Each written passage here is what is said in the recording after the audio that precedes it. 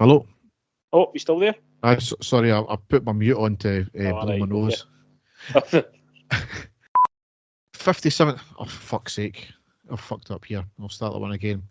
One thing to note in the... I'll start that all again because I've fucked up. One thing to... Sorry. And the stadium erupts in red, white and blue. You've never seen anything like it. Let's go.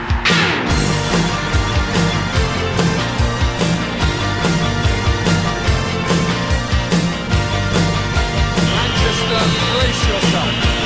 Rangers are coming! Hi folks, and welcome to the next episode of the I Ready podcast. As ever, I'm your host Derek, and with me is my co-host Dave. How are you doing, Dave?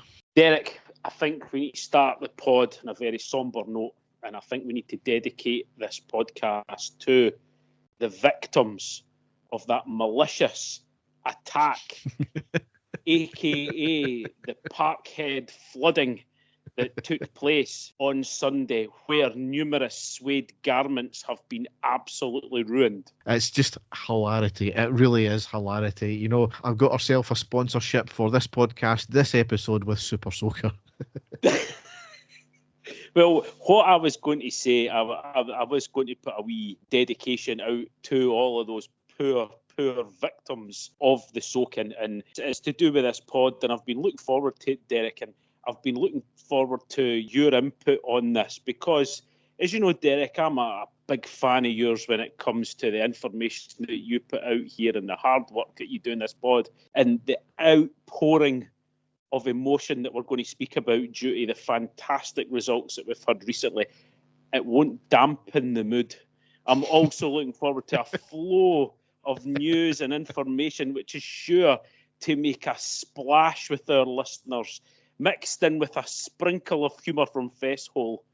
And I'm sure for a man of your experience, it's going to be a scoosh, isn't it? Dave?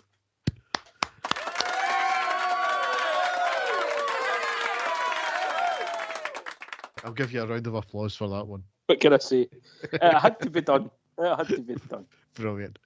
Yes, it's going to be a very good podcast. It might be a long one because there's a lot to get through as ever with us, but it's going to be quite a good, joyous podcast anyway. Yes, and even though we got beaten in one of the games, it's still going to be a good podcast. Exactly, yes. So, without further ado, we'll go down the tunnel and onto the pitch.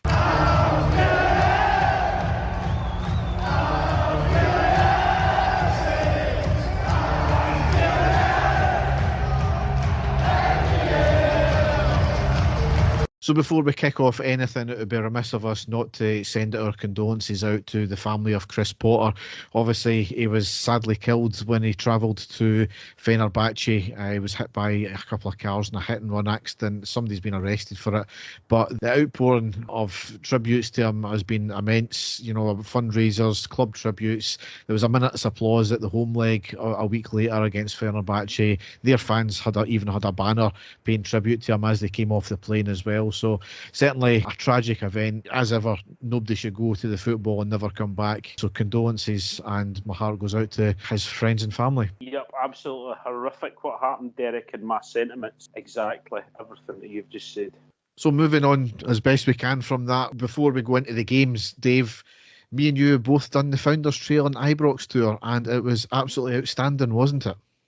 Oh, it was a fantastic day out, Derek, and the things that we discovered about our team and about not just the founders of the team, but even guys that worked for the club, and the sacrifice and hard work that they all put in, and what the guys actually do, the Founders Trail do, the research and the hard work that they've put in to get this done, the money that they've raised, the restoration work that they've done, and the whole tour was just fantastic. It was a brilliant day out, and I urge any Rangers supporter, don't have to be a Rangers supporter, even if you're just a football fan in Scotland, I urge you to go along and see it. It was a brilliant day out, and then Derek, after that, having the tour of Ibrox at the end, and both you and I went on a tour quite a few years ago, but there was a hell of a lot more that's happened in the stadium since we were there the first time round, and we just had an absolutely brilliant day out, didn't we? It was great. Yeah, I mean, some of the historic sites and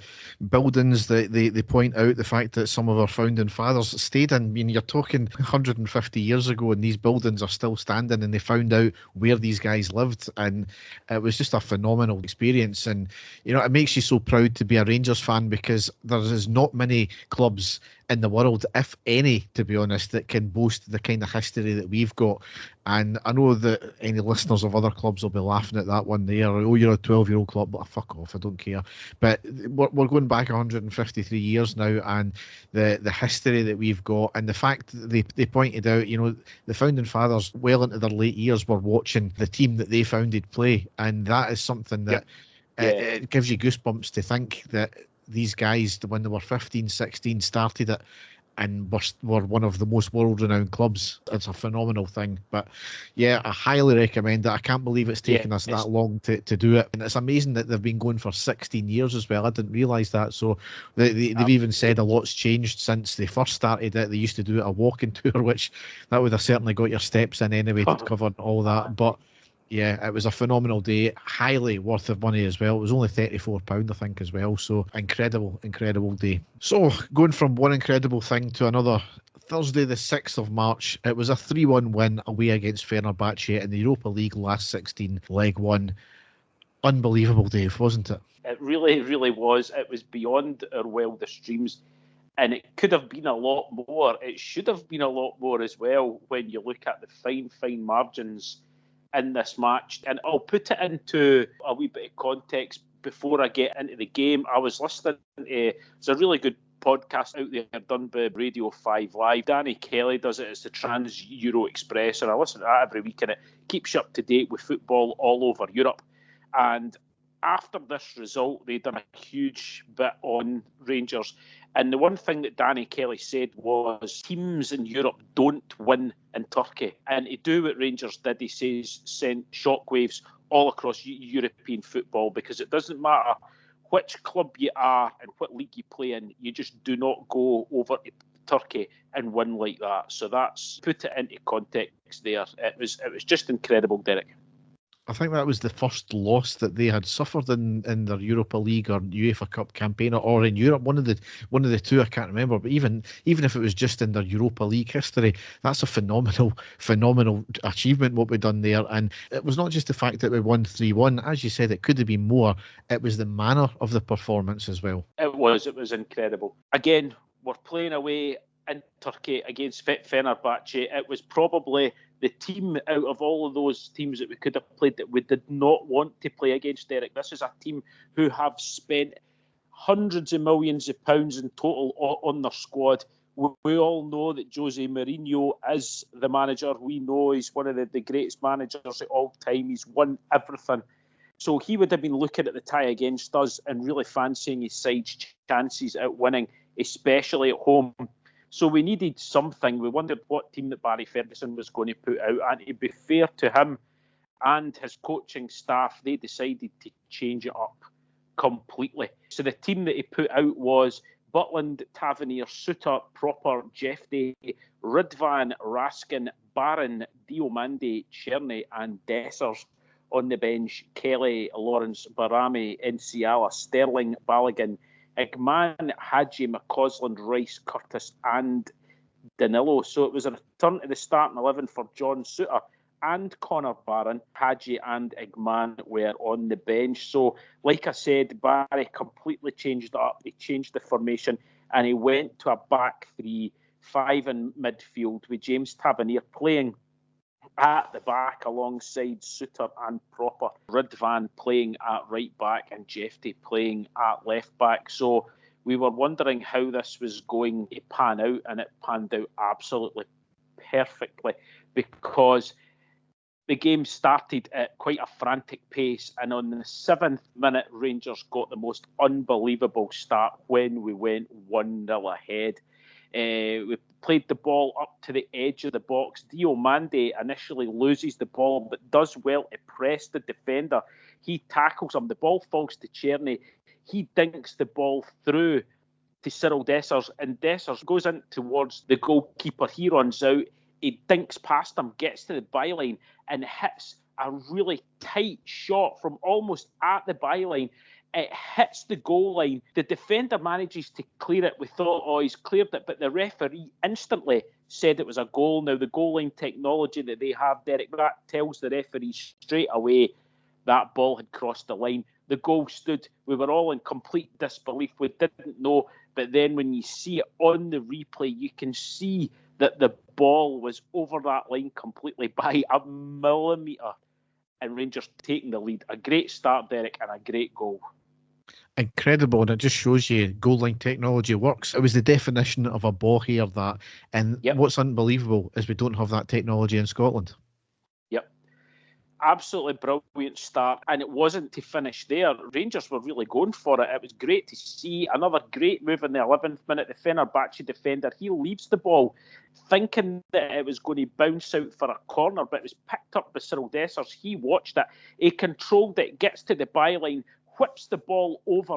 Jeffrey was making the run at the back post, and it's just inches over his head. That would have been a fantastic goal if it had went in. Really unlucky there. 15th minute, a breaking play. Fenerbahce at centre half. He goes down injured, so there's about a 4-minute delay there. But then a big chance for them when the play got back in the 19th minute. They broke down the left-hand side. There was a low ball into the player on the penalty spot, but thankfully he blasted it over the bar, didn't come to anything. Fenerbahce putting a wee bit of pressure on there, but Rangers were always looking to break. And on the 21st minute, Czerny into midfield, out to Jeffrey on the left. He gets into the box. He goes for a sort of cross-type shot, but hits the net. I don't know if he thought they maybe didn't have more time. I thought that he could attain an extra touch. He didn't. He hit it first time, but as soon as he got into the box, hits the side net and really unlucky there. 23rd minute, a chance for Fenerbahce. The ball into the box. It's laid off, and there's a shot. It's heading for the bottom right-hand corner, but a fantastic save by Jack Butland. He puts the ball out for a corner. 24th minute, though, a mix-up in the Rangers defence. There's a high ball played up by the Fenerbahce player. Proper, he's running back with a striker. Butland runs out, and Butland just flattens him right through. Now, Proper's facing Butland. Butland's facing, obviously, up to the halfway line. The ball sort of drops between the two of them. I don't know what Proper was thinking about, Derek. To be fair to Butland, he only had one thing on his mind, and that was to get the ball away from danger. But he completely takes Proper out, smacks him. It's like a full-on head knock. I thought it was his shoulder at first, but it wasn't. It was smacking the head. Proper is completely flattened. Thankfully, the ball gets cleared away. But that was to be the end for Robin Proper. So a real nasty one there, Derek. I mean, you're putting the onus on Proper there, but for me, and I think for everyone, that was on Butland, because he just kind of came out wild. I know what he was trying to do. It was a lack of communication between the both, but he's absolutely taken out his player with a very, very nasty head knock, and he couldn't have hit him more squarer with a Malky, to be honest. He's lucky that he's kind of came away with only a very minor concussion by the look of it, but yeah, that was a nasty one. Yeah, no, and it was a long injury layoff again, and the sub was made, and it was Leon Balogun who came on. So good that we've got an experienced defender on there to come on Proper going off. But 2 minutes later, Fenerbahce equalised. It was a corner in from the right-hand side. It wasn't dealt with. It falls to their player at the back post, and don't get me wrong, it was a great finish. He hooked it over his shoulder, he's back to goal. Past Butland. Derek, am I being hard on Butland? Do you think he could have done better? Because it looked to me, it was a good finish, but it looked to me as if it went right through his hands. And the goal, is that, am I being too hard on him? I think you are there, to be honest. My point is, it makes a change being beat by a stunning goal. We should have dealt with it well before it got there, but it was a stunning finish, and, fair play to them for that one. Yeah.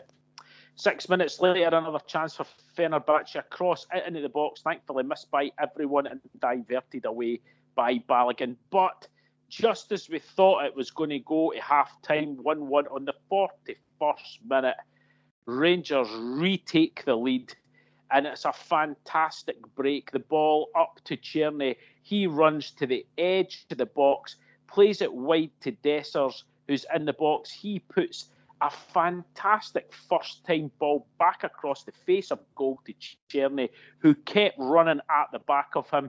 He does take it slightly wide, but has a fantastic hooked finish underneath the goalkeeper into the back of the net. Counter-attack football, Derek. Absolutely sensational. A fantastic reply and a great goal. You can't argue about that at all. And it's always Czerny. He pops up with something just about every time. Yep, absolutely brilliant. So that got to 45 minutes. There was a lot of injury time. 6 minutes to be played. And in the last minute of that added time on, Rangers living dangerously. Pressure on the ball. It was into the box. It's not dealt with. It falls to the Fenerbahce striker who fires it towards goal. There's a break. A great block by John Souttar. He manages to get the ball away because I thought the ball was heading for the back of the net. There's an excellent block by Souttar, putting his body in the line. And that is where the half-time whistle blew. Now, Fenerbahce did have a couple of good chances, but I would say, Derek, that the Rangers well deserving in their lead at that stage. I thought we controlled the first half over the piece. We dealt with nearly everything that they threw at them. So fantastic to go in at half-time being 2-1 up. So we start off into the second half, and then in the 50th minute, goal Rangers. We are completely in dreamland, but maybe not. We're jumping about all over the place, thinking that we'd went 3-1 ahead. It was a great move. Raskin on the left, ball into Dessers, back to Raskin, into the box. He shoots, the keeper parries it. It falls for Dessers. He fires a great goal past the goalkeeper. We thought that we'd scored, but like I said, a lengthy VAR check, and Derek Dessers, I mean, was it his left arm that was just off? I seem to remember it was. I mean, if it was off, his feet, the upper part of his body, his head and everything were all in line. And it just looked to me to be his left arm that was offside. I think it was a really, really harsh decision, and we should have been 3-1 up at that stage. I mean, there's certainly dubiety about this one because of the way they drew the line. It wasn't in line with the Fenerbahce the last defender. As you said, they appeared to make out as if that it was his arm. However, the arm is not a legal part of the body that you can hit the ball with. So if it was his arm, his flailing arm, it can't be. If it was his shoulder, then fair enough. But, you know, that's how tight it was. It was a very strange one for me anyway. And, yeah, it was a lengthy VAR check, so it shows you it must have been exceptionally tight. Yeah. Really unlucky for Dessers there. And you would have forgiven him if he'd have put his head had went down. But he didn't, because 5 minutes after that, he's got the ball in the back of the net again. And again, it goes to VAR, and again it gets given offside, and it was a fantastic move. Jeffy down the left-hand side, a great through ball to Cyril Dessers. He races onto it and just fires a fantastic shot past the goalkeeper into the back of the net. We're thinking it can't happen again, and it bloody did. And again, Derek, was it, about the same, do you reckon? Was it even more offside? I don't think it was. It looked to be, if it was a millimetre in it, it was a millimetre in it. And again, the drawing of the lines and everything for that one, desperately unlucky there for Dessers. And again, I think it should have stood, and it should have been 3-1 this time, but it wasn't. Really unlucky. Again, for me, the lines were a wee bit suspect. I mean, I think the defender line was quite thin. The attacker line was quite thick. It went over the top of Dessers' boot as well, which didn't make sense to me. This is the thing. VAR wasn't brought in to judge millimetres. Some people say it was, but it can't be, because players cannot literally judge millimetres like that. That is not the way it should be run, and this is where VAR is destroying the game. In Scotland, we've got a completely separate issue with VAR because we've just got clowns that are referees that are running VAR. They don't know the rules of the game, never mind how to operate VAR. But when you're getting into the English Premiership, and they've had a lot of issues when they first put it in place as well for this very reason, where you're talking about the length of a toenail, basically, a paw hair. When it's a goal, you can understand because it's a defined line. when it's an offside, when you're trying to judge two things moving at the same time together, you cannot do that. It's physically impossible. This is where Arsene Wenger's rule they're trying to trial, where there's a clear gap in between. It might be better because it's destroying the game being offside by millimetres when a player cannot really judge that. And I think as well, you're forgetting why the offside rule is there in the first place. It's to stop basically poachers standing well in front of defences. So this wasn't that kind of case. So so we'll take that one on the chin, unfortunately. But yeah, the VAR rule needs looked at, certainly football wide, not just Scotland. It was unbelievable at that stage, Derek. It was still only 2-1, but Cyril Dessers and Czerny, the two of them especially up top for Rangers, were having the game of their life, because every single time we were breaking, the ball was getting to them. The two of them looked like absolute world beaters. They really did. They were causing so many problems. We had another great break on the 68th minute, and again, Czerny into Dessers, into the box. Now, Dessers has got about 3 defenders in front of him. He still tries to beat every single one of them, but there's just too many in front of him. He can't get the shot away. It's cleared. Fenerbahce did have a chance the 70th minute, a cross in from the left, a great tackle by John Souttar, ball safely into the hands of Jack Butland. Double substitution on the 76th minute, Hadji and Sterling on, Rudvan and Diomande off. Corner for Rangers in the 78th minute. On the right-hand side, Raskin, he slices at it, it bounces and saved by the goalkeeper. Really unlucky there. If he'd have got a wee bit more power, I think that he was going to either score or put them in serious bother. But then, finally, we'd been waiting, so many disappointments. We did get that third goal in the 80th minute, and this one does stand. And it's the ball is played into Dessers on the halfway line. It goes back. He plays the ball back towards his own goal to Raskin, because Dessers has his back to goal on the halfway line. And Raskin just hits the most incredible first time through ball, about 60 yards, something like that, with a bit of curl on it. He sees that Czerny's making the run. He's well onside. Czerny gets on the end of it. He gets through, 1-on-1 with the keeper, fires it past him. Tremendous finish, 3-1, Derek. And what an absolutely incredible moving goal that was. That ball, what a stunning ball. That was a world-class move, that. It really was. The ball up from Raskin to Czerny.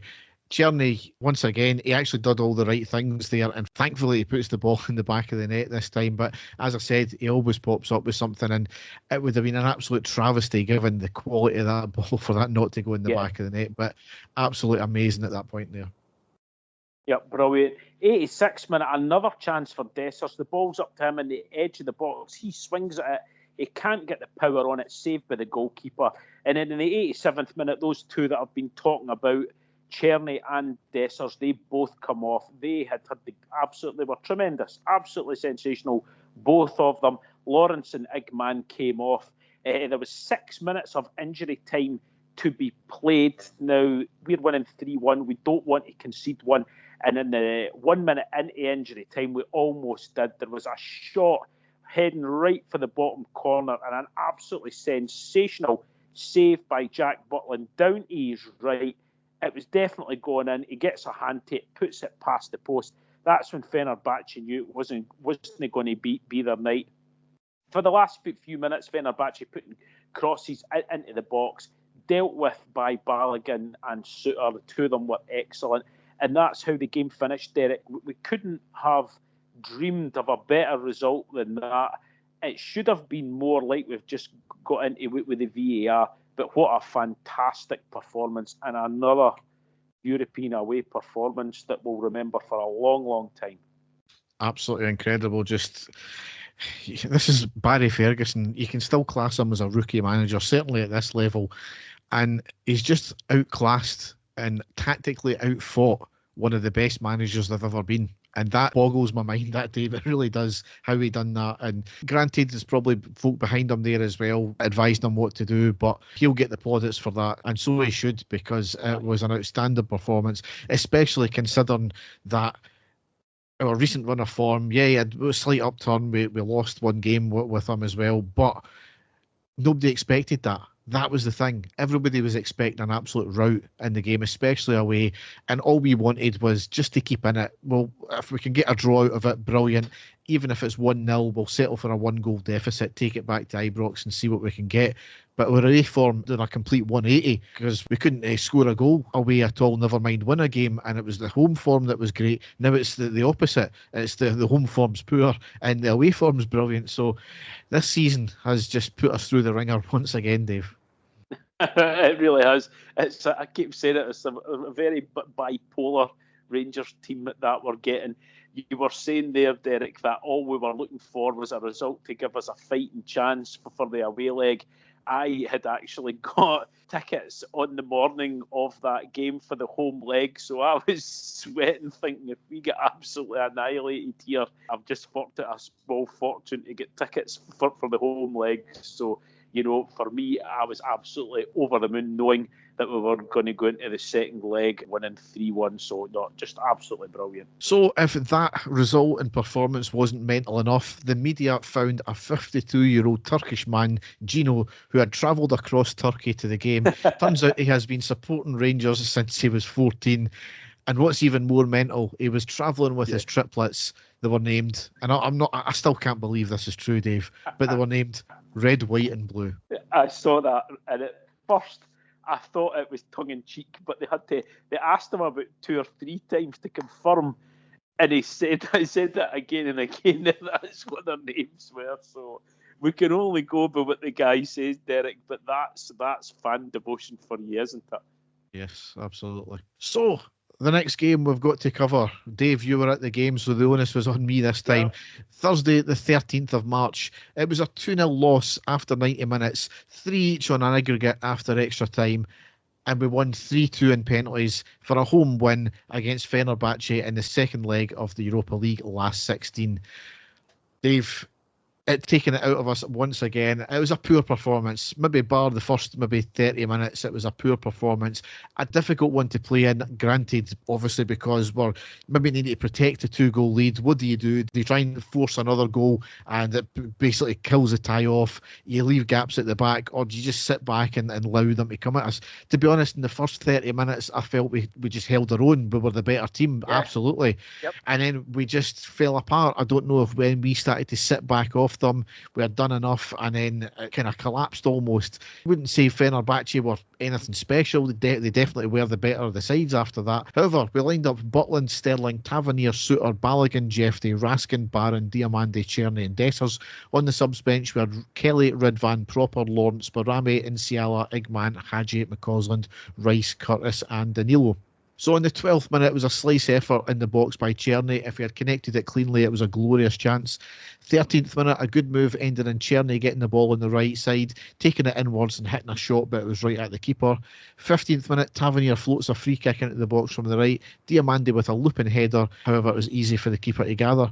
25th minute, a brilliant piece of play from Barron, using his aggression to win the ball in midfield, slides it to Czerny, who runs with the ball, hits a blistering shot on the deck, and it went just by the right post. Really unlucky, that one there. 29th minute, a lovely ball from Barron through to Czerny, who drops the shoulder, goes on about 25-yard run, tries to get past the defender. He should have taken the shot, but he just gets crowded out. And that was the kind of story of the game, and any chance we had, we were just taking the wrong option every single time. 33rd minute, pass back by Fenerbahce. Their keeper takes a touch and nearly rolls it into his own net. So it could have been a bit of fortune there, but not to be. That's kind of when we started to step off after that one there. It was almost kind of a case of, right, if we can get into half-time, still with this 2-goal advantage, everything is going to be good. 36th minute, a long ball up to Fenerbahce attacker on the right side. He drifts ahead of Balogun, hits it on the volley, and he hits it wide. On the 40th minute, there was a minute's applause for Chris Potter with a banner from the Rangers fans too. And then disaster, because on the 45th minute, Fenerbahce went 1-0 up. They went down the left, across into the box, deflected off Sterling, right into the path of the attacker, who had an absolute stunning volley into the back of the net. Once again, Dave, it's one of these things that, yeah, maybe Sterling could have done a wee bit better there, but just taking a wicked deflection, typically right into the path of their player, and you can't fault the strike at all. It was an absolute peach of a goal. Again, one of these things that makes a change from being beat by an actual decent goal rather than a defensive fuck-up. we were all sitting, Derek, everyone, all the people that I was sitting near, everybody was all saying it at the same time. We just need to hold it to half-time. Getting at half-time, still 0-0, that'll be an excellent result. Because at the end of the day, Derek, we didn't need to score, but we certainly needed to not concede, especially in the first half. And that, as soon as they scored that goal, I knew that we were in trouble, because just definitely what you said, the last 15 minutes of the first half, we basically stopped. We looked really leggy, we looked tired, and they were, although they weren't like bombarding us, Derek, their range of passing was fantastic. It was going back to what you try and teach school kids to do. You let the ball do all the work, and they certainly were, because they were spraying the ball about all over the place, and we were running about daft, trying to get back in, trying to put some sort of pressure on them, and we couldn't get near them. They completely outpassed us in the last 15 minutes, and that's all we were hoping to do, was just get in at half-time. It wasn't to be, and I had a really, really bad feeling about how it was going to turn out when they scored that goal. That was pretty much the last kick of the first half. One thing to note in the first half, the referee was a joke. A card happy for absolutely everything.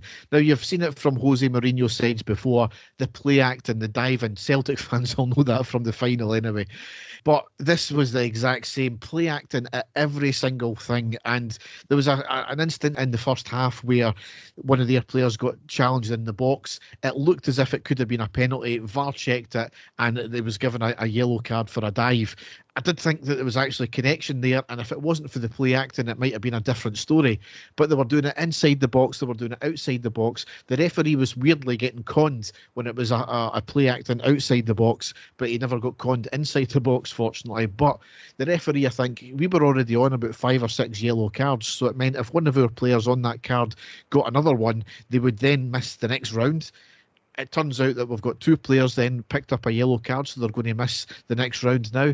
And plus as well, being card happy, I think it was 5 yellow cards they gave to us for largely nothing. I think there was one that was justified when it was like a last minute tackle going forward, but it was just a joke of a referee. And that's maybe how we came to play so timidly in the second half. We weren't being as physical as we were in the first half, because the first half we were brilliant doing the physicality, which is something that Barry Ferguson seems to have instilled in the team now. But anyway, into the second half, 51st minute, it was a free kick on the right side of the Fenerbahce box. Bit of a scramble, ball played out of the box, floated back in, and a looping header backwards into the keeper's arms. In that scramble, Dessers went down, but there was nothing in it. 55th minute, there was a corner from the left by Tavernier. Suter gets his head to it, but it went wide. 55th minute, Sterling, who was on a booking, came off. Ridvan came on. 57th minute, there was lots of possession from Fenerbahce, knocking the ball about, looking for an angle, ending a shot on the right side just over the bar. 61st minute, a great burst of pace down the right by Czerny, a lovely cross into the box. Dessers tries a spectacular, hits off his trailing foot and went wide. 66th minute, cross in from Fenerbahce from the left, header into the back post, and it went just wide. 68th minute, Dessers and Diomande off, Igman and Barami on. 69th minute, Tavernier with a burst of pace down the right, gets to the touchline, cuts it back to Czerny, who shoots but sclaffs it. 69th minute, an attempted clearance by Fenerbahce defence, right to Barami, who shoots. I think it went wide there as well. I've not put anything in my notes. 70th minute, pressure on Fenerbahce going forward in their box. We win the ball back to Igman, who shoots, and a great save out for the corner. 71st minute, pressure from us, ending in Tavernier with a volley outside the box and went wide. However, disaster again on the 73rd minute. Fenerbahce made it 2-0. They went down the right-hand side. They get to the edge of the box. Jeffy slides in. It was half-hearted. He gets part of the ball, but he was turned. There was a cut back in the box where 3 of them were standing waiting. Their attacker shot the ball, and it went off Tavernier and in the back of net. Once again, Jeffy, poor clearances, poor marking. What else can we say? It was poor all round. The fact that they managed to get a shot off, and we seem to have bodies in front that couldn't get the block on, the final shot, and it still managed to go underneath Butland to get into the back of the net. With where I was sitting, Derek, it just looked like a complete defensive cock-up, starting from Jeffy, just getting beaten, no problem. Not being able to put a tackle in, and then at the end of the finish as well, just a complete calamity. And at that stage, we weren't offering very much, and it looked as if there was only going to be one outcome in the game at this stage. So it was a bit doom and gloom inside Ibrox when that happened. 77th minute, Fenerbahce get the ball on the right side in our half. They fed it forward and shoots by the left post. 83rd minute, we gave the ball away. We couldn't keep possession, ending in Fenerbahce shooting from outside the box and over the bar. 85th minute, Barami wins the ball back in midfield, gets it forward and has a shot but well wide. 85th minute, Jefty off and Hadji on. 87th minute, lovely movement, ending the ball getting worked from the middle to the right side of the box from Barami to Barn, who plays a great cross on the deck. Hadji sliding in, but he just couldn't get to it. That was kind of like Gaza in Euro 96 there. He just slid in. It was millimetres away again. Yep. 89th minute, brilliant from Igman running through the defence. The ball eventually to Czerny, who cuts inside from the right and blasts the ball over the bar. Wrong option all night from Czerny. 92nd minute, the ball goes out for what should have been a goal kick to us. The play was allowed to go on. Fenerbahce eventually blasted it into the side net, and there's another prime example of why VAR needs scrapped or a complete reform of it, because the linesman was clearly waiting for it to go in the back of the net. Then it would have been reviewed on VAR. This is what I said to my dad at the time. They're using VAR football wide now, worldwide. They've spent a lot of money and technology to get VAR, when one of the simplest things that they've never tried, putting a linesman over the other side so that there's two linos on each half.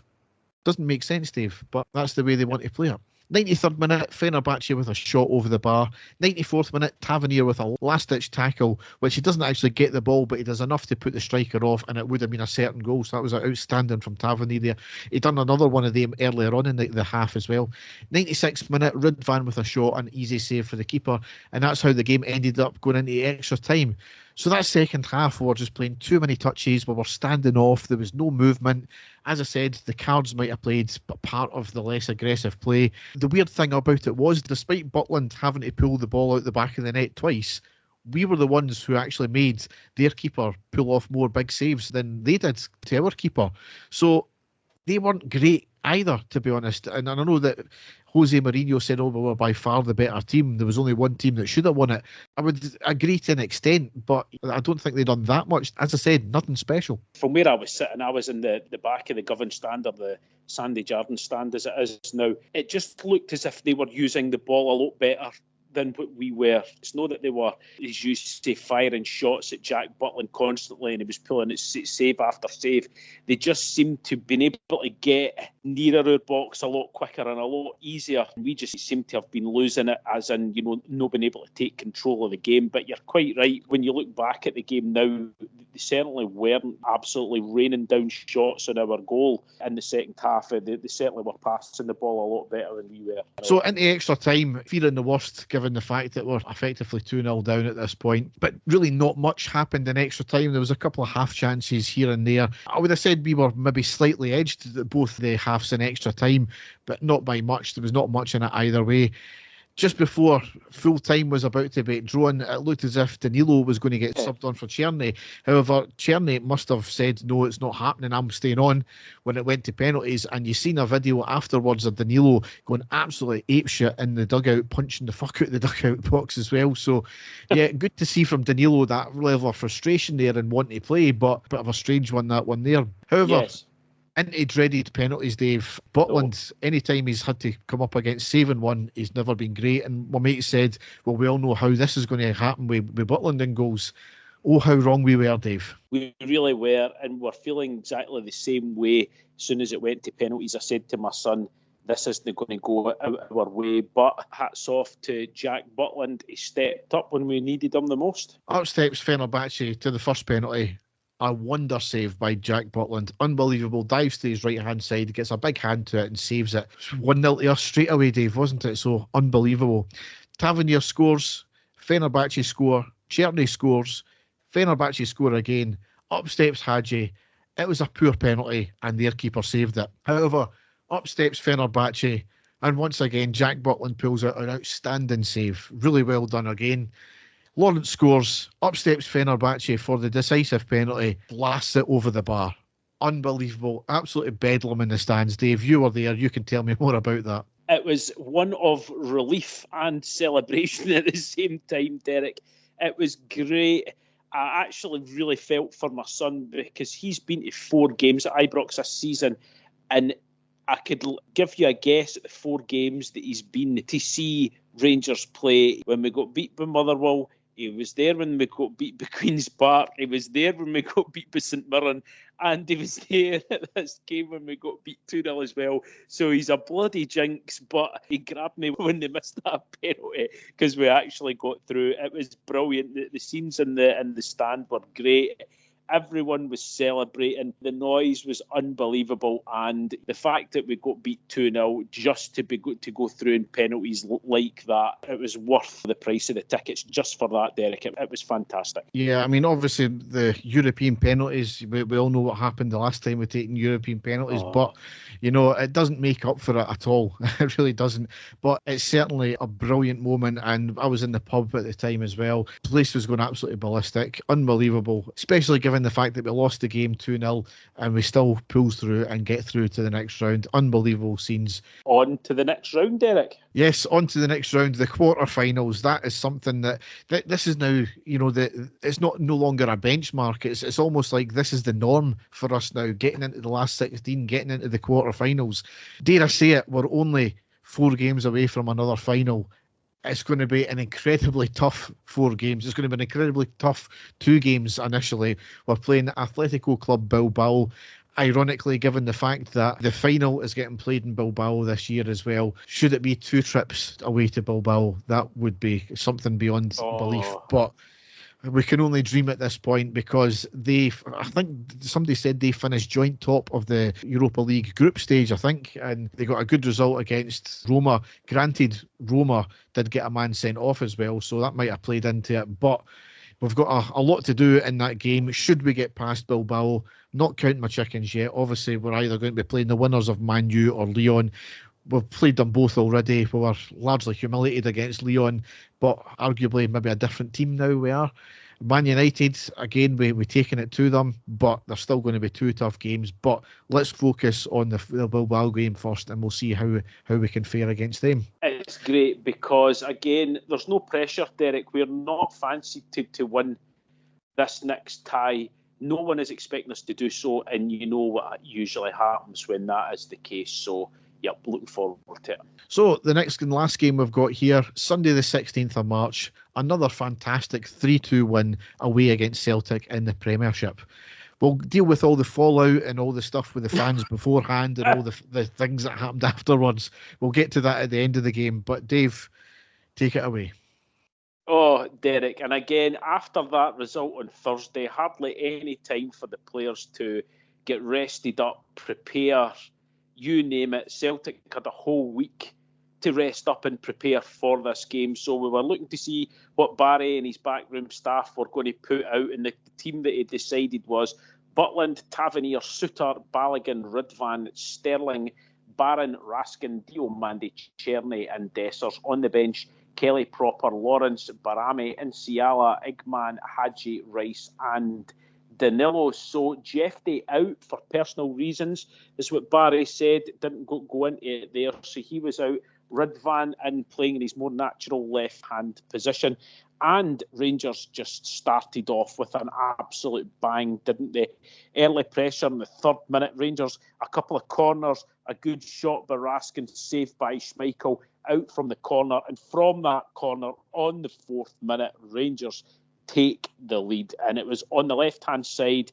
It was taken by James Tavernier into the near post area.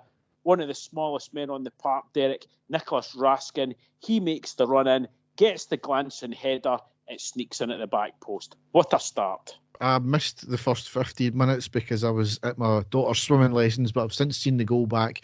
Unbelievable. I mean, another set piece and another goal. It was an incredible header as well. I don't know what the hell Schmeichel was doing, but it was a great header. Schmeichel thought it was going past 100%. He had his arms out and the ball just curled at the last minute into the back post. A fantastic start for Rangers. Celtic trying to get back into it. 2 minutes later, cross into Maeda. It's clearly offside. He shoots. It was wide anyway. It didn't come to anything. 2 minutes later, long ball up to Dessers, headed out by the Celtic defender to Cherny. He hits it on the volley. Really unlucky. puts it past the post. That would have been a sensational goal. Unlucky there. The shot from the edge of the box by Hatate, a great one-handed save by Butland, out for the corner in the 9th minute. 16th minute, slack ball out by Schmeichel straight to Czerny. What an opportunity this was. A run, should have shot. He didn't. He kept running. Could have had another shot. Don't know what he was thinking about. Gets to the byline, tries to cut it back for Dessers. Derek, that was a glorious opportunity in the 16th minute, and really she should have been 2-0. Yep. 27th minute, there was a wee sort of lull in play. 27th minute, again, a great chance for Rangers. Corner in from Czerny. Header by Balogun, not dealt with by the Celtic defence. Almost falls to Dessers, but an inch away from him, cleared at the last minute by the Celtic defence. 34th minute, a corner in from the left by Czerny. Powerful header by Balogun, straight at Schmeichel. Oh, we're thinking what's happening here. In the 37th minute, though, we got 2-0 up. Fantastic goal. And we are just in complete control at this stage. It was Tav on the right-hand side. He dinks the ball into Raskin, who's in the box. Raskin, fantastic. He knows Diomandi's making the run in behind him. He flicks it back with his head. It falls perfectly for Diomandi, just past the penalty spot. He takes one touch, controls, and just fires it into the left-hand post, Derek. Tremendous goal. Unbelievable. Completely on top at that point as well, and just absolutely bedlam in the stands again. Yep, it was. Barry Ferguson in the 41st minute, he gets booked for remonstrating after an absolutely diabolical dive by Engels. Nobody near him whatsoever. He goes for the ball, he completely misses it, and just throws himself up in the air. It's embarrassing.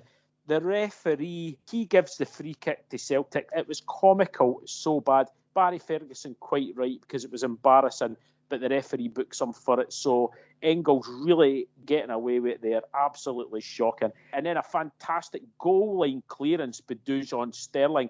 Maeda, he has a header. It's flying in past Butland. There's nobody there.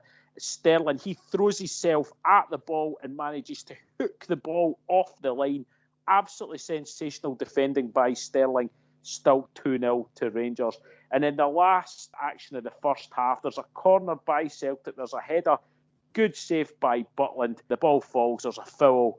And there's a free kick to Rangers. Half-time whistle goes, Derek. Rangers really in control of the game here. I'm maybe not giving them the just desserts there for the first half, but they really were. The game plan was perfect. The formation, the personnel was perfect. And we really could have been more than 2-0 up at half-time. Absolutely bossing it, really were. And it was just about steely determination. And that's what Ferguson seems to have instilled in the team, as I said before. Just a determination. He's obviously changed the tactics. He's aware that he needs to change throughout a game, both things that Clement never seemed to do. And again, put this steely determination, and we'll get into the fact later on that it's quite clear that he's made the players understand you've got to show the same disdain against Celtic as they show for us, and it's clearly worked. Into the second half, though, we're saying it, don't give Celtic any chances the first 10 minutes. Keep a hold of the ball. Don't do anything stupid, because we knew they would come out, they would go for it, and we can't manage it, because Celtic score their first goal in the 48th minute. They break down the right-hand side. The cross is put in by the byline. There's Maeda with the header. He goes up. I think it was Tav that he goes up with. Again, Tav trying to mark him. Maeda manages to outmuscle him, gets the header, and it's a good header, Derek, but again, just clear their line, Rangers, for God's sake, and they don't manage to do it, and it puts us under pressure straight away. The Celtic fans, they can sense that they're going to score again, and that's when we're thinking, oh, we really need to get a grip here. It was a very, very poor start to second half, wasn't it? We knew Celtic were going to come out and come at us. As much as anybody wants to try and say it was a dead rubber, it really wasn't. Nobody wants to lose an Old Firm game, especially being 2-0 down at home. So we knew they were going to come at us, and we weren't aware of that. So, yeah, poor defending again. Yep. 56th minute, though, Balogun, he had to go off for Rangers. He pulled up. He was holding on to his calf. and we're thinking it's getting bad here. One of our main defenders having to go off. Robin Proper comes on for him. And then for the next 7-8 minutes, there's not much happening. Celtic having more of the ball, nothing really happening here. Barry Ferguson no happy with Diomande. You could see he was out shouting at him, telling him to press more. And he took him off in the 63rd minute. He brought on Hadji, which I thought was quite strange because that's not the type of player that Hadji was. We're living dangerously. Celtic with a shot inside the box, just past the post on the 64th minute. But then 10 minutes later, Celtic scored the equaliser. Rangers look dead on their feet. It's Hatate who scores. It's a simple through ball to him to the edge of the box. It opens up from, there's nobody marking him, and he fires it past the goalkeeper. At this stage, Derek, it looked as if there was only going to be one team winning because we really did look dead on our feet at that stage, didn't we? Yeah, it's almost as if we'd given everything on the first half and just we collapsed in the second half. 2 each, just a poor way to lose another goal. Yep, but to be fair to Barry Ferguson, Derek, he could see that we were getting tired. He knew there was going to have to be some changes made. On the 79th minute, though, we did have a good break. Czerny to Dessers into the box, but steady shooting first time. He tries to take on the defender. He's going back to the Dessers that we, the calamity Dessers that we've not seen in a few weeks. He tries to beat the defender, steady just having a shot. The ball's cleared. It's played back into Barron. He has a chance as well. He hits it, but it's half-hearted, and it goes past the post. So a wee bit more conviction by both of them there. And it could have been completely different. But like I said, Barry Ferguson, to be fair, he knew they were tiring. He knew we had to change something. And he made a triple substitution, Derek. We've not seen that, especially with the game on a tightrope like this. 81st minute, Lawrence, Inciala and Igman on. Sterling, Czerny and Barron off. 87th minute, shot from Celtic at the edge of the box, just past the post. And just as we thought we might be scraping there with a 2-2 draw, it happened. Absolutely sensational goal for Rangers out of absolutely nothing. The long ball is played right up through the middle. It bounces. The Celtic defender, I think it was Johnson, he slips. The ball ends up at the feet of Hamza Igman. He cuts inside to the edge of the box. There's a tackle. He manages to get the ball back, and then he just unleashes an absolute rocket into the top right-hand corner and scores an absolutely sensational goal. 3-2 Rangers. Unbelievable. Just incredible. You thought it was going to finish 2 each or 3-2 to them, maybe even, but up steps Igman. What a goal. An absolute stunning strike. Again, Schmeichel, what was he doing? He had a howler, actually, in that game. Some of his kickouts were abysmal. He was just putting the ball out places. And that's not taken away from Igman in his strike, though, because that was a stunning strike and just unbelievable. And we'll get into the celebrations shortly. Yeah, and that is really how the game finished, Derek. We knew that we'd knocked the stuffing right out of them with that. Any impotence that they had, it was just gone completely. And the final whistle eventually went after the injury time was played, and just to sheer scenes of bedlam. Those pockety Rangers fans up in the right-hand corner celebrating like mad. It was great because those guys had to be in there for 10 o'clock in the morning, and it was just absolutely sensational, the scenes after it. Tremendous victory. Well done to Barry Ferguson and his coaching team. He's surprising me every time.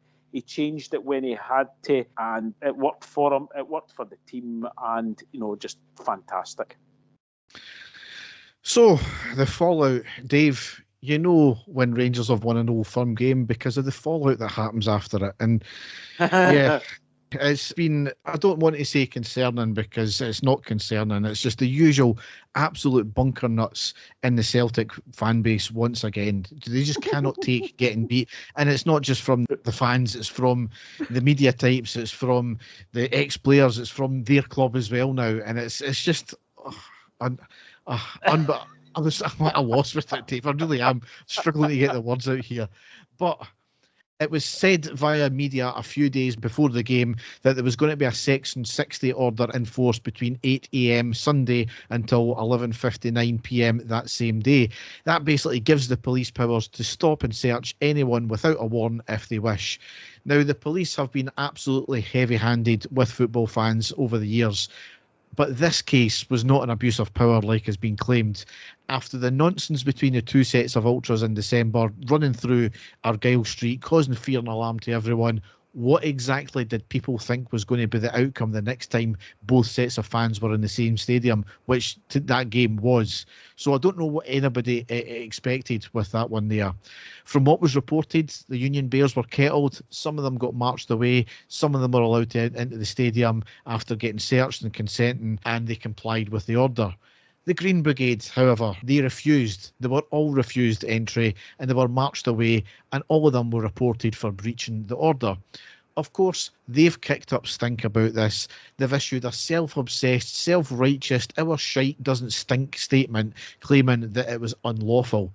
Now, let's get one thing clear about this. They absolutely love that this happened to them because it plays right into their perma-victimhood status. It really does. Some of the supporters claim it was a deliberate act only done to them by the authorities and the club just to stop the pro-Palestine protests.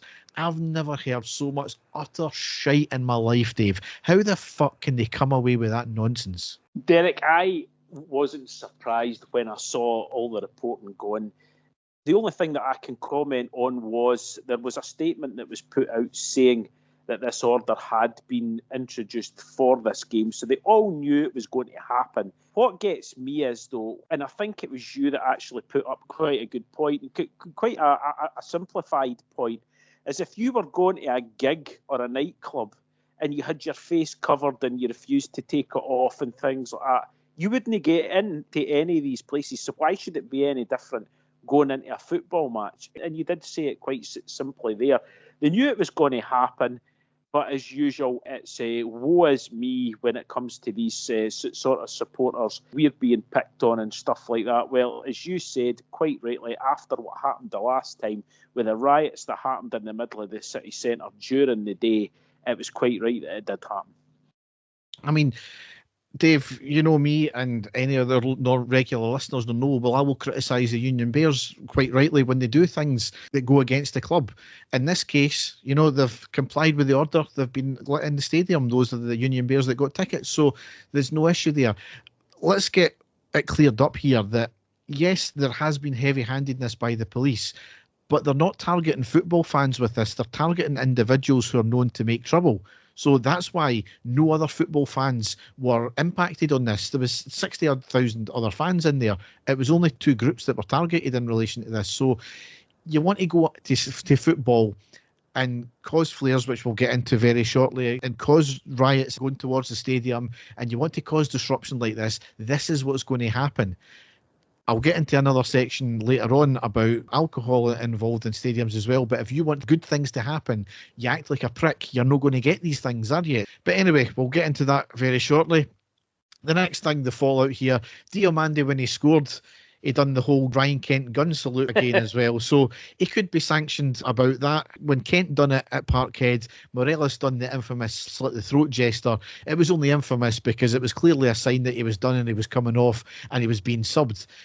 The players at the time there escaped punishment, but the club were fined £10,000 for the gesture. Now, the club, Rangers, were absolutely incredulous about that at the time. So let's see what happens this time. I know it was media speculation. You know how the media works. They try and drum up stories. Nothing's been said by the SFA yet. So we'll see in due course if anything happens with Diamande's celebration. Now, Dave, the best part of it all. What can... I mean, the title writes itself. It's been said by many before. It can only be described as Watergate. Yeah. As we were all celebrating the third goal, recently subbed off Czerny ran from the dugout towards the Rangers players, and as he done that, he squirted his water bottle at the Celtic fans. Of course, Celtic fans were absolutely raging, likely because it was probably too early for their yearly shower, but they seem to have absolutely lost the fucking plot over this. Some of the things they've came away with, it was deliberately done at elderly fans. It was deliberately done at disabled fans. It could have had petrol in it. It could have had acid in it. It could have had traces and nuts of in it. It could have the water could have went in someone's eye. It could have damaged suede clothing. You know, one guy even was clearly, saying, it was him. I'm the victim here. I'm the victim. Dave, I mean, Honestly, the likes of putting acid and petrol in your drinking bottle is perfectly normal behaviour. It doesn't surprise me. Every time I watch it, Derek, I think it actually gets funnier and funnier when I watch it. It was very childish, Derek, but it's funny. It really is. And if that had been any other, if it had been one of their players doing it to another set of fans or our fans, they would be saying exactly the same thing. It was a tiny wee drop of bloody drinking water at the end of the day, but they were all raging because we just scored the winner. I get that. I get the fact that you're raging as supporters. You've just conceded a goal with a minute to go to lose the game. I get that, but Czerny doing that, it was comedy genius. But Derek, we know that there's going to be fallout here because the amount of complaints that there'll have been to the powers that be, there's going to be something. They said that it'd been sent. They said that it'd been reported to the police. I don't know what the police are going to do. It's certainly not an assault like everyone's saying it is. The police will hand it back to Scottish football authorities and they'll do what they do. There's people saying he should be banned for 8 games, and it's absolute nonsense. It was a bit of hijinks by him against a set of supporters that were absolutely raging. And as you say, that one guy shouting, I'm the victim. Enough said, Derek. That's all I'm going to say. Enough said. I mean, like you were kind of getting on about there, is would we have been angry if one of their players done it to our fans? Probably, but not to the same absolutely mental extent. You're talking about bans there. Will he get an SFA sanction? More than likely. Was it worth it? Absolutely it was. But as you said, the sinister element of it is it's been reported to the police, apparently, clearly by the Celtic statement. It looks as if they've done it. So, as you said, the likelihood is it's not been an assault at all. This is where the media are cute with it, and they've said, the police are investigating, the police have got a probe into Czerny's actions, and it's no, the police are, when they receive a complaint, they are duty bound to investigate something, and that's literally what it is. They have to investigate. So they'll have a look at TV pictures, they'll have a look at what happened, they'll maybe speak to somebody about it, they'll try and get CCTV, maybe even either that, they'll just say it was a bit of water, get over it. And that's the more likelihood scenario that'll happen here. There's actually, weirdly, another video where Barami done the exact same thing just after that, as he was running to the players as well. What Celtic and their fans have clearly missed out is the video clearly shows the same Celtic fans that are apparently raging throwing missiles at Barami. Yes. One of them actually caught his trailing leg as well. But Celtic fans and Celtic are not saying anything about that, are they? So that's the thing. Celtic fans and Celtic as a club, they're very quick to accuse other fans or other clubs of stuff, but they never take their own fans' behaviour into consideration. That's why they're having so many issues with the Green Brigade now. It's this whiter than white, holier than thou mentality they've got. And to be honest, I don't blame them for having that, because the SFA and the SPFL have let them away with murder for so many years.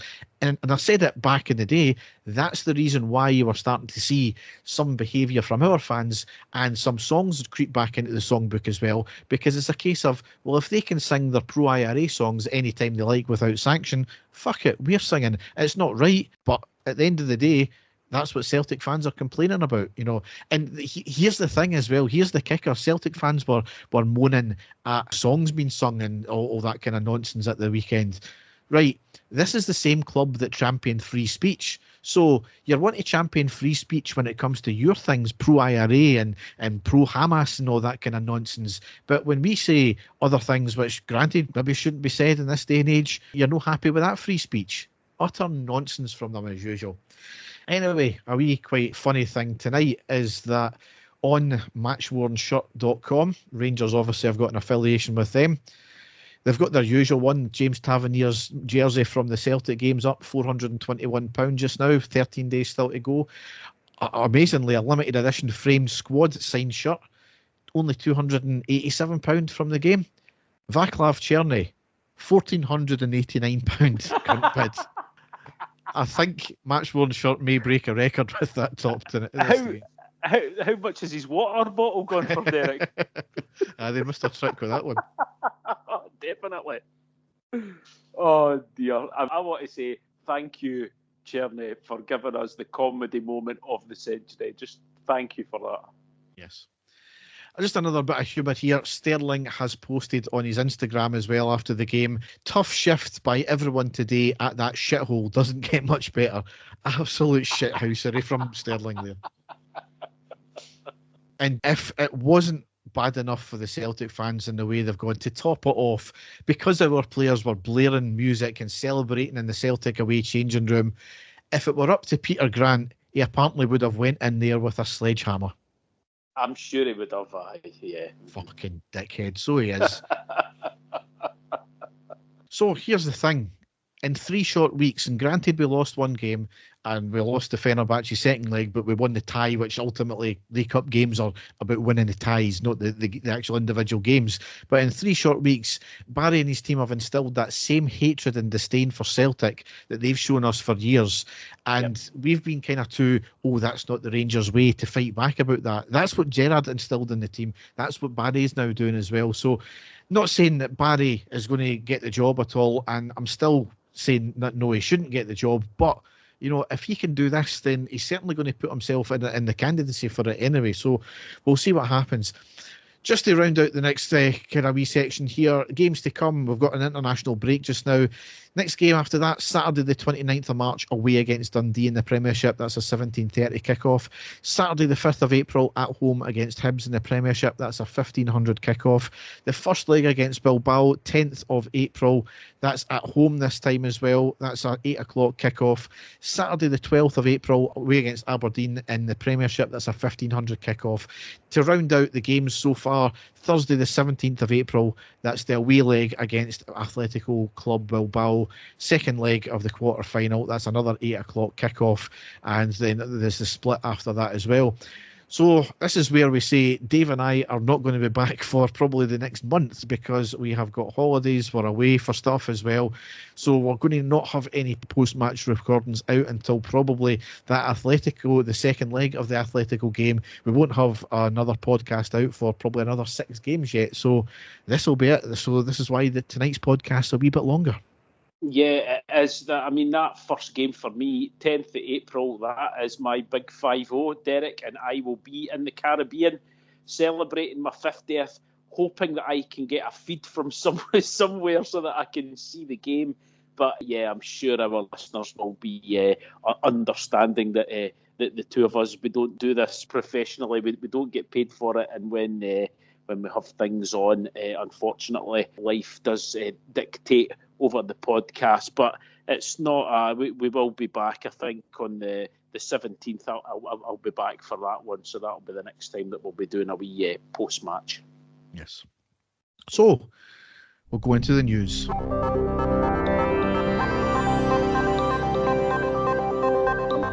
So a few stories to cover as ever.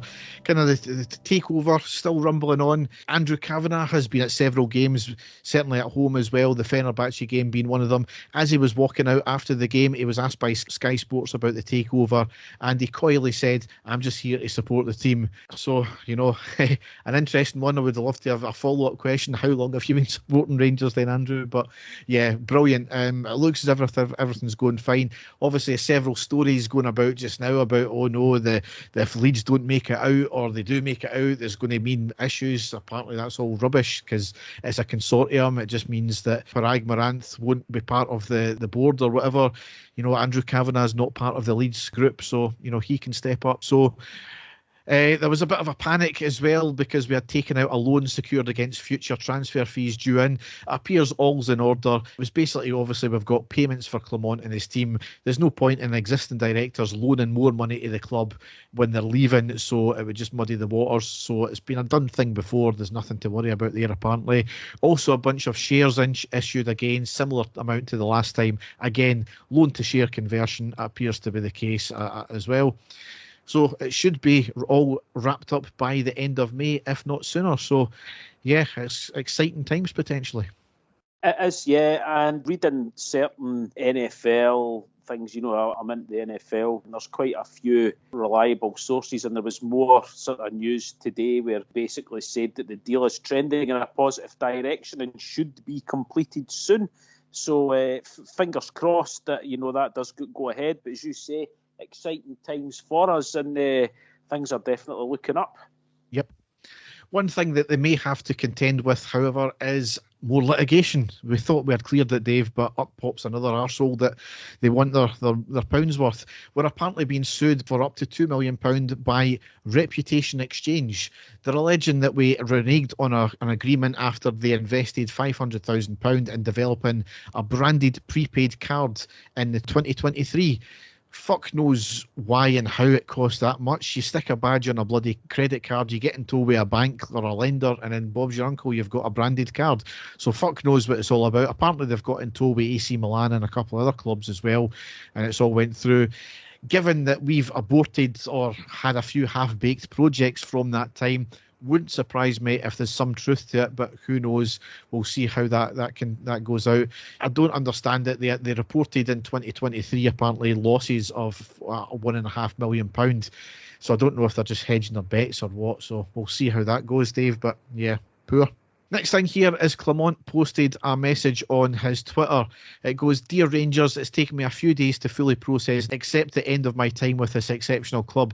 I leave with a heavy heart, frustrated and disappointed that I couldn't consistently bring the team to the level we all expected. I understand your frustrations and share them. We worked passionately day and night, and while faced with challenges, I'll never forget the many great memories we had together. Your unwavering support and energy from the fans made those times truly special. In those moments, it felt like we were one big family. For that reason, Rangers will always hold a special place in my heart. Thank you, Philip." I've done that again, Dave. Philip. Philippe.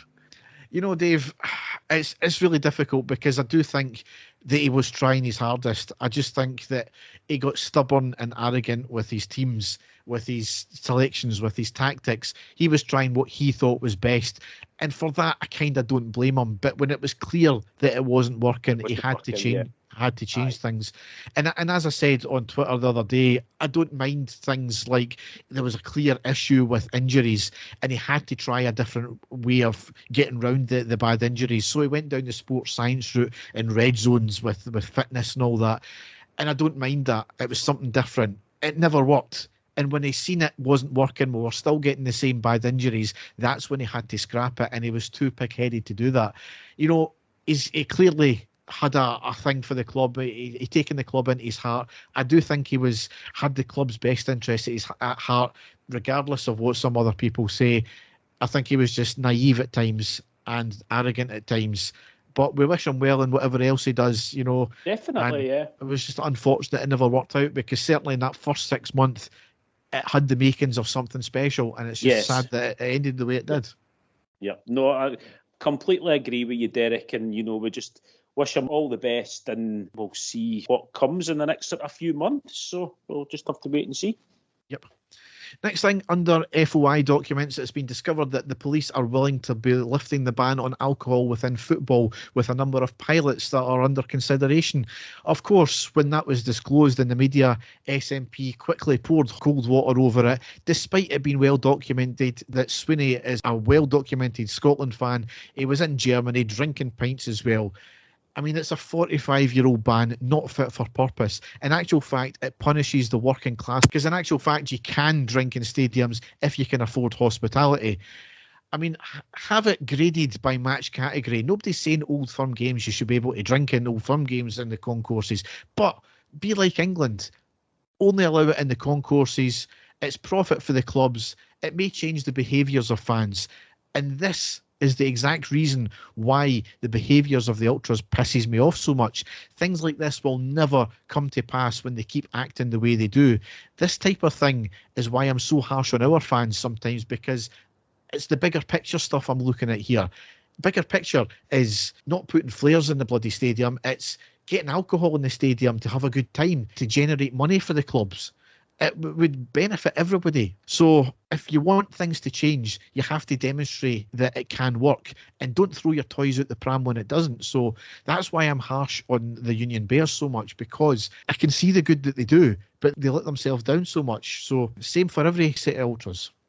Yeah, definitely. As you said, Derek, it'd be an absolute huge money maker. It really would. So I hope it is the case, but I wouldn't. I'm not going to hold my breath with the SNP government, because you know how down they are on football fans in general. So I'll not hold my breath on that one. Speaking of behaviours, Rangers, Celtic and Motherwell have been hit with a sanction of 500 fewer tickets for the next time they appear in a League Cup semi-final or final at Hampden, with a further 800 reduction suspended until 2027 if another flare incident happens again in the League Cup or Premiership. It all stems from the League Cup semis and final, where the club's fans let off flares. Here's the thing. Is it dangerous? Yes. Is it a visual spectacle? Yes. But new pyro laws were brought in to try and get rid of the pyro issue, and the issue actually got worse. So should fans use them under laws? Of course not. It's breaking the law. However, it's clear that they're here to stay. So instead of working with and engaging with fans, firstly to understand why they're being used, and secondly to try and accommodate it, the authorities try and shut it down. I also don't understand why or how the SPFL clubs can be punished for this. They all issued, Rangers, Celtic, Motherwell, Aberdeen, whoever, they all issue clear statements telling fans not to use them. It's not clubs' jobs to ban fans at away stadiums. They only ban them at their own stadiums. So on that, searching fans is the remit of stewards. Hampden is a neutral stadium. It was an SPFL competition. Stewarding should be the responsibility of the SPFL for that one, and not the clubs in this case. So how can the clubs be blamed and punished for something that the SPFL should have arranged their stewards to be searching in the first place? Yep. So until there seems to be an adult conversation about it, you can tell fans all you want until you're blue in the face, don't bring flares in. What else do you want clubs to do? It's impossible. Anyway, last story here, Dave. Now, you know that I love the WWE belt that WWE superstar Drew McIntyre gifted the club after winning 55. However, WWE have launched a new line of merch aimed at the European football clubs, in which the merch is club-branded belts. Both Rangers and Celtic have been included in this. They cost £500. And they're absolutely bouffing as well, Dave. That's the best of it. Not quality, not classy like the actual WWE title with the Rangers side plates are, but yeah, absolutely a joke, Dave. It really is. You should honestly see them. It's good that they are getting affiliated with things like that, Derek. They're picking clubs that they know that their fans will buy. So, I mean, that is all good. But for that price, would be expecting a sort of gold-plated one, but I take it it's nothing like that, no. No, I urge anybody to go onto the WWE website and have a wee look at them, because they are, certainly the Rangers one, not nice at all anyway. But So it's now time for Fessel Corner. I told the work pervert all meeting rooms are 100% soundproofed because we do some work for the Ministry of Defence. They definitely are not. Knew he'd call Babe Station during lunch. HR fired him after the wanking complaints.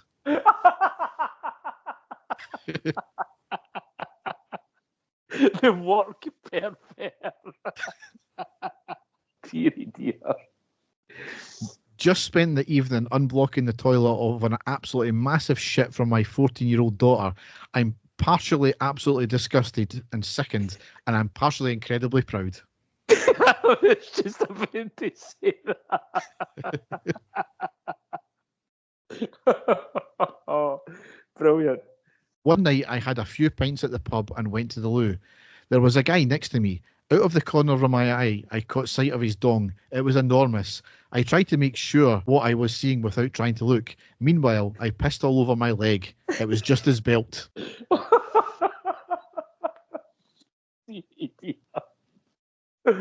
Oh my God. When I was a teenager, I used to sit in the shower for 45 minutes before getting out, as I liked the feeling, only now realising that my parents must have thought I was having a mega wanking session every day. Sorry for the water bill, Mum and Dad. Oh dear. A few years back, I had a one-night stand with a Scouse prison officer off Tinder. The sex was amazing, but it slightly killed the mood when I was about to finish and she slapped her tits and said, "Mummy wants her supper." Oh, dear. And to round it off, my friend had brought her thick boyfriend along to join our really good pub quiz team. She put him up for the tie break to win the big Christmas prize, and he answered, "What is the capital of Syria?" with Domestos. So I did a no-show at their wedding. Fuck them. Oh, dearie dear. So, on that note, we will end the podcast. So it's been a long one, a lot to cover, a lot of hilarity, some great results, great performances, into the next round, the quarterfinals of the Europa League, beating that lot in their own midden. Dave, it's been a good podcast. It has, and going by just a few weeks ago, Derek, we were totally down in the doldrums, getting beat by Queen's Park to knock us at the Scottish Cup, giving us a really only realistic chance to silverware. Things just didn't look great at all, but the talk of takeovers and obviously Barry Ferguson coming in with his backroom staff, which I have to take my hat off how well they've done.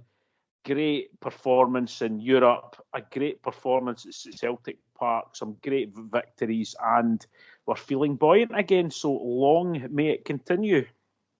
Yes, so all that's left to say is thanks for listening and goodbye. We will be back, guys. It'll not be for a wee while, but we will be back as soon as possible. So goodbye. Bye-bye. And the stadium erupts in red, white and blue. You've never seen anything like it. Let's go.